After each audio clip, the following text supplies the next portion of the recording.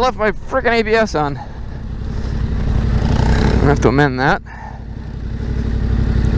I think you have to be stopped to do this. That's annoying. So Super Sherpa 250 versus the 2021 Tenere 700. We both own a dual sport, and I guess actually that's not even true. I don't own a dual sport anymore, do I? If I had to choose just one, I think I would definitely take the ADV, at least where we live anyway. Because I actually rode this all the way up here. Ha-ha! How you like that, Jerry?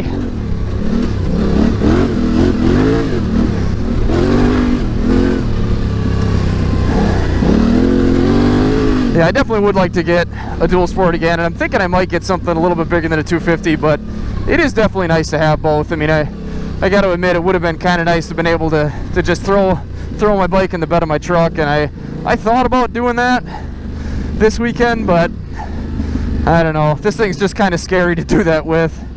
It's a lot of weight to deal with once you get it up in the bed if you're all of a sudden find yourself with a loss of balance. Ooh, wolf poop! Oh, this thing handles the sand so nice.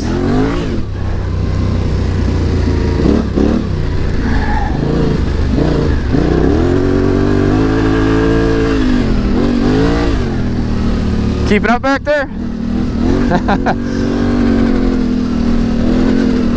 And Jerry actually uses his probably a little bit more as an ADV bike than I do. Really the only reason that I own an ADV bike is for like short day-long adventures.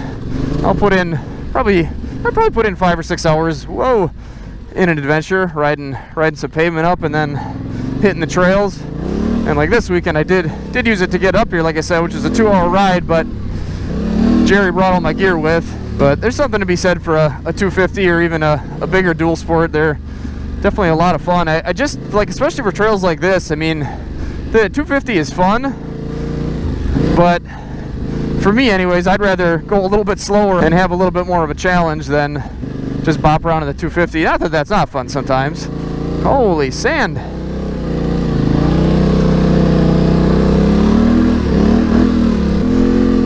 ADV bike with stuff like this, you feel like you're doing a little bit more. It's a little bit more of a challenge. What is all this string? Are they trying to get grass to grow in here? I don't know if that's like the netting from that or something else. This is weird. Yeah, and a 250 is nice to have alongside of an ADV bike. I think, did you and I both do that? Yeah, we both bought, I guess I had a DRZ 400 to begin with when you bought that.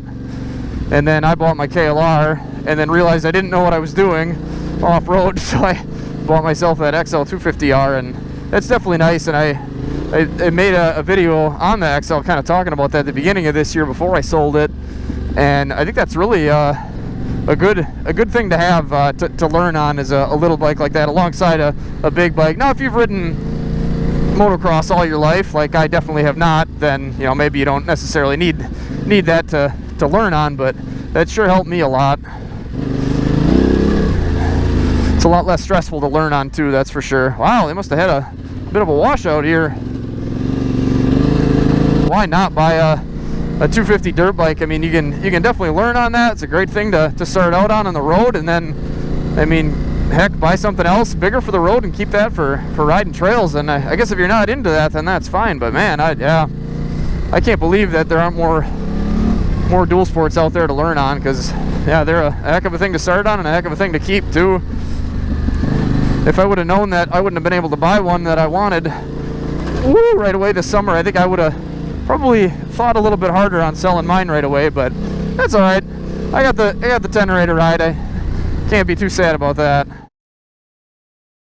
We just got back from how would you say it without getting demonetized? We were hurling high velocity brass and lead at objects that we aimed to destroy. That was fun. Except for the part where we realized that the truck that we were in was only 2-wheel drive, and we drove down to the bottom of a big ravine to hurl the said projectiles. But that made things exciting. Whoa! this is rocky. Holy heck. A little bit washed out there on the downhill side.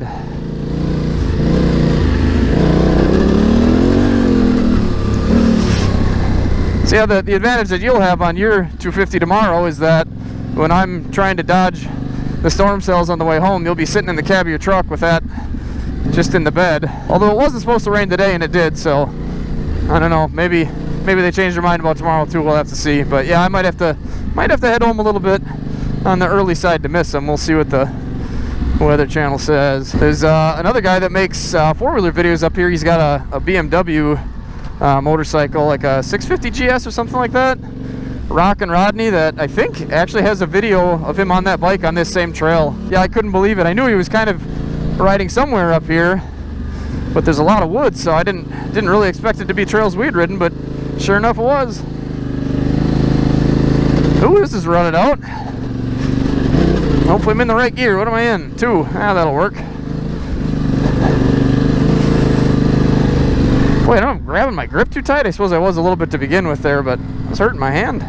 Oh, my new GPS thing is sagging. That stinks. I was hoping that wouldn't happen. That's kind of why I got it. Oh well, I have to stick some double-sided tape in there or something. You don't see it all too often, but I think there's definitely a couple people on YouTube that have done like really long trips on a 250. And I suppose if you're going to do all back roads, and that's like your thing, and you know you don't really want to do highway, I mean, I suppose I could see doing that, but I don't know, you just, not that I ever pack anything on this big bike, but it just seems like you wouldn't have enough room to pack everything you need on a 250. I suppose you can make it work though. Do any of you guys watching own a ADV bike for the same reasons I do, that you don't really have it to take it on super long trips? You just like it to be able to take it on long road rides to get to your off-road spots? That's really the only reason that I started looking at KLRs. And I think first I looked at DR650s, then decided KLR 650 would be better for the wind protection for the rides up to Harrison Hills, and now look where we're at today. Let's try a left.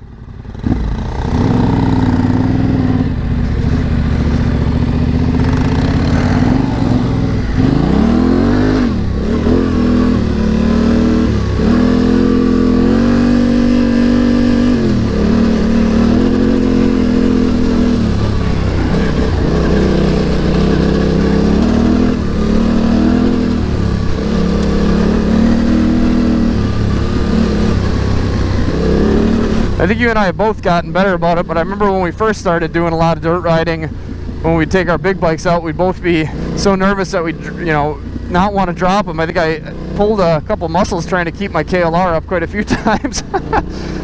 Now I kind of just don't care, which is definitely the way to go. You're going to hurt yourself if you're more worried about your bike than yourself. But that was the nice thing about learning on a dual sport, is that you didn't really care if you dropped it, one, because it's light enough that it's not going to hurt itself, and there's not a bunch of expensive plastic on it. And when you have to go pick it back up, it weighs half what the big bikes did. And for the sand and stuff, it definitely feels a lot lighter. Although this thing, I gotta say, really feels a heck of a lot lighter than either the KLR or your old bike in the sand. Or I mean, I guess it's not your old bike, your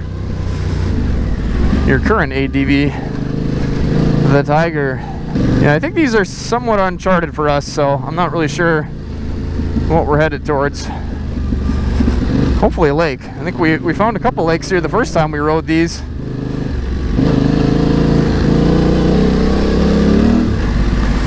Actually, now that I think about it, I feel like this is the trail that we took the KLR and the Tiger on the first time we came here. Yeah, I think it definitely is. This looks real familiar.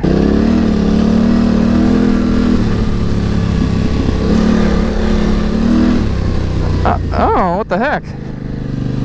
The gate. Yeah, I guess maybe that's why this looks familiar. We've only done it a few times, and then you run into the darn gate. What is that about? That's no fun. Oh, I just sucked in a mosquito. Yuck.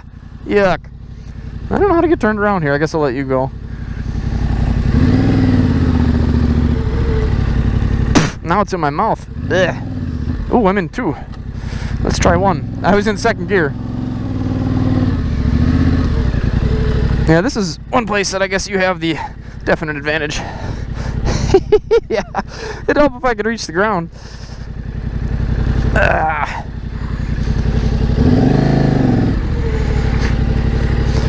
Okay, well, sometimes you just gotta get off.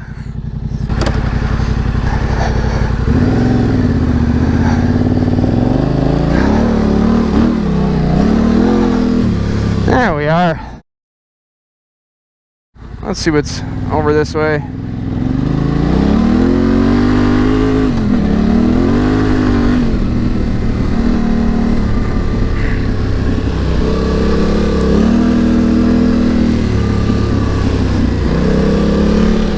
And for anybody that's wondering, I have not touched my suspension since I made those last just kind of blind adjustments and then took it out and tested it at the Tigerton trails. It's really been feeling pretty good. Woo! Yeah, I think the standing up helps when you're in the sand. That kind of caught me off guard a little bit, but no, I think these are these dual sport tracks, or is this, what are we doing here? I don't know where that goes. You're good with this, right?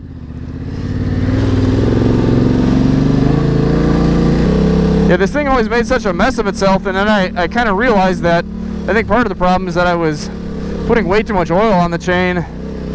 I'm gonna stop spraying it on and just apply it like you do with a sock. You never can really get the whole thing unless you really spray it on heavy, and then it really makes a mess. But I was spraying the top and then the bottom and a little bit of the sides, and then by the time I got done I had about 3 extra pounds of chain oil on it, and then it ended up all over the back.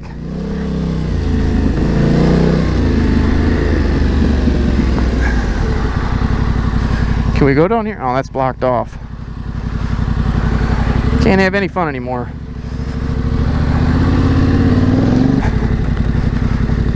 Well, what do you think? This will take us back to town. Oh, there's dual sports right there. We can go down, we can keep going down this trail. We were down there last year. Do you want to do that, or? Okay. I only got 1 bar of gas left.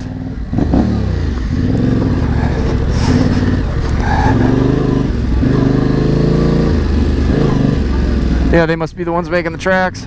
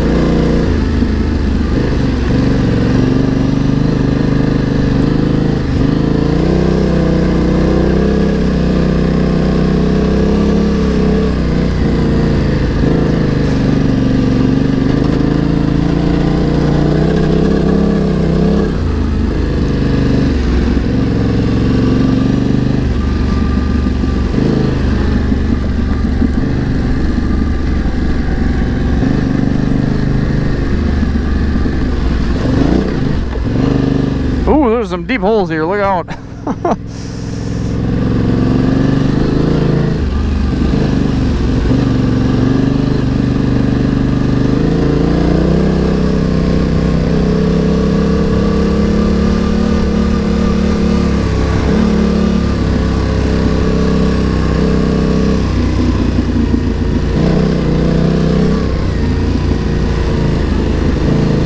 Yeah, it doesn't matter what kind of bike you're on. These trails are cool.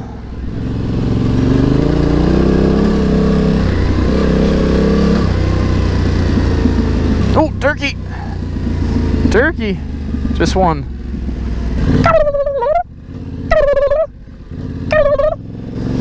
No response.